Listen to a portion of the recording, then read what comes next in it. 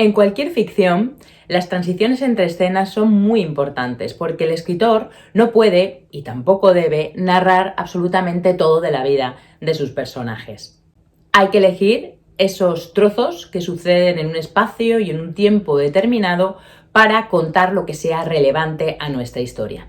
Y luego unir todos esos trozos, unir todas esas piezas para que sea coherente la narración y para que el lector, muy importante, no se pierda y se aburra sobre todo y deje de leernos.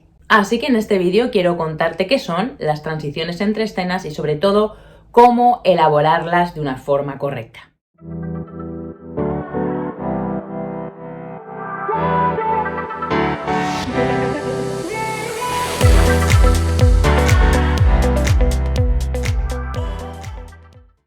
Soy Nuria Sierra, soy escritora, lectora profesional, formadora y mentora de escritores. Mi misión es ayudarles a lo largo de todo el proceso de escritura. Antes de ir al grano, antes de entrar en materia, si eres nuevo en este canal, me encantará que te suscribas y le des a la campanita para que te lleguen todas las notificaciones. Y si ya estás suscrito, ya eres un clásico, me encantará leerte en los comentarios de este vídeo. Bien, antes de crear transiciones, ¿qué son las transiciones entre escenas? Bien, pues son los nexos que unen escena y escena. Es decir, le estoy diciendo al lector, una escena ha terminado y pasamos a otra cosa, pasamos a otra escena. Como decía al principio de este vídeo, las escenas son trozos de nuestra historia, son narraciones que voy eligiendo relevantes para contar la historia de mi personaje. Suceden en un tiempo, en un espacio y le suceden a un personaje concreto. Puede ser al protagonista o puede ser, por ejemplo, a un secundario. Todas esas piezas al final hay que enlazarlas para que tenga una coherencia y un sentido completo toda la narración, porque si no, corremos el riesgo de hacer que el lector se frustre, que no entienda nada y que deje de leernos, que es lo peor que nos puede ocurrir. Así que imaginémonos que las escenas son como las piezas de un puzzle que tienen que ir encajando en ese troquel, tienen que ir una a una encajando. O, por ejemplo, son también, imaginemos, el patrón de un vestido, los trozos de un vestido que van componiendo todo ese tejido y que luego tenemos que unir hilvanándolos, ¿no? Y cosiéndolos para formar todo el conjunto completo. Bien, pues las transiciones son eso, son el troquel que hace que todas las piezas encajen o ese hilván que va cosiendo todos los trozos de tela. Es decir, son las conexiones entre una narración de un espacio, un tiempo, a un personaje a otra, a otro salto en el tiempo, en el espacio o a otro personaje. ¿Para qué sirven entonces las transiciones? Bien, pues para decirle al lector, ojo, cuidado, que vamos a cambiar de tiempo, de espacio o de punto de vista del personaje, pero lo voy a hacer de tal manera que no te pierdas, que continúe la narración de forma, digamos, paulatina y de forma sencilla, sin saltos bruscos, ¿no? Que el lector se quede como... Pero si el personaje estaba en la oficina y ahora de repente está en su casa, ¿cómo ha habido este cambio, ¿no? O se pierda totalmente en el tiempo y no sepa en qué momento de la narración está transcurriendo esa escena. Las conexiones entre escenas, esas uniones, tienen que ser cortas. Tienen que ser solamente un párrafo, por ejemplo, de 2 líneas, en las que le recordemos al lector que esa escena está sucediendo justo después de otra escena que dejamos en suspenso, por ahí, en otro momento, o acotaciones temporales. Simplemente una acotación temporal que diga a la mañana siguiente, o, por ejemplo, una de espacio, cuando llegó a la oficina. Pero recuerda siempre que tienen que ser pequeñas puntadas, que casi no se noten, que le dejen ese rastro al lector de tal forma que se haga de forma liviana y de forma suave y no brusca. ¿Cómo hacer entonces esas transiciones entre escenas para que queden bien, para que no sea como un pegote, ¿no? Y para que desviemos la atención del lector? Bien, pues se pueden hacer de 2 maneras. La más sencilla es hacer una transición en un nuevo capítulo, que esto es lo que se esperan todos los lectores, ¿no? Cambio de capítulo y cuento otra cosa distinta. Puedo contar otro espacio diferente o saltar a otro tiempo o saltar a otro personaje. Este cambio se ve muy evidente, por ejemplo, en las series, ¿no? Cuando cambiamos de episodio, de un episodio a otro. Pero ojo, también hay que hacerlo de forma sutil, de tal forma que le dejemos rastros al lector de que hemos cambiado de personaje, de que está ahora en otro tiempo y en otro lugar.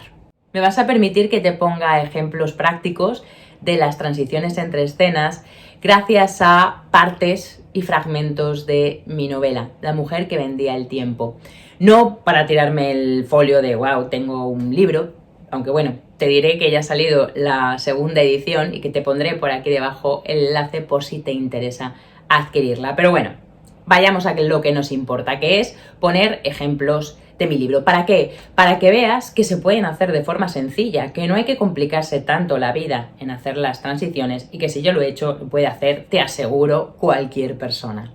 Hablábamos de la transición entre capítulos. Bien, pues yo te voy a poner el ejemplo de la transición que yo hago entre el capítulo primero de mi novela y el capítulo segundo. En el capítulo primero dejamos a Ruth, a la protagonista, en lo alto de la colina de Greenwich, viendo cómo está la ciudad de Londres incendiada, porque está a punto de comenzar la guerra allí.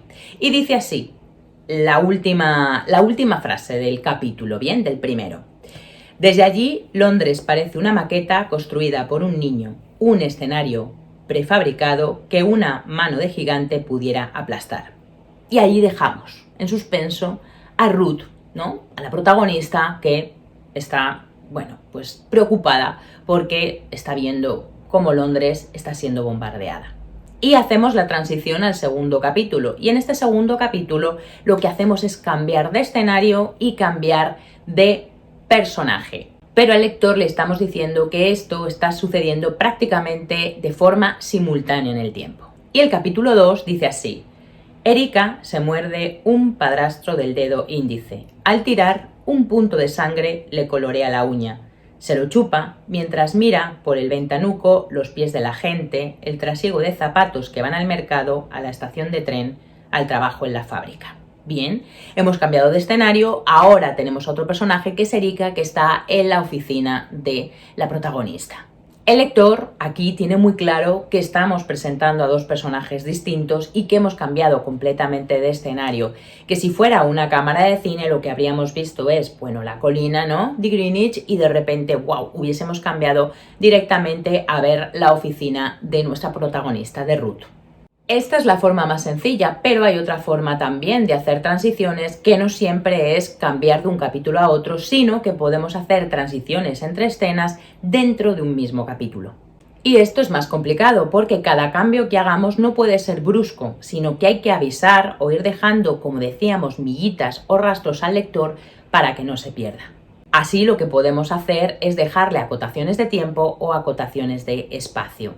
Te voy a poner de nuevo un ejemplo de mi novela, La mujer que vendía el tiempo, que ilustra esta transición entre escenas dentro de un mismo capítulo. Es del capítulo 7 y bueno, en este capítulo ha sucedido un gran bombardeo en la ciudad de Londres. La protagonista Ruth se ha refugiado junto con su madre enferma y con Erika en los túneles del metro y al final a la mañana siguiente ha conseguido salir de allí, de los túneles, y se marcha a la pensión.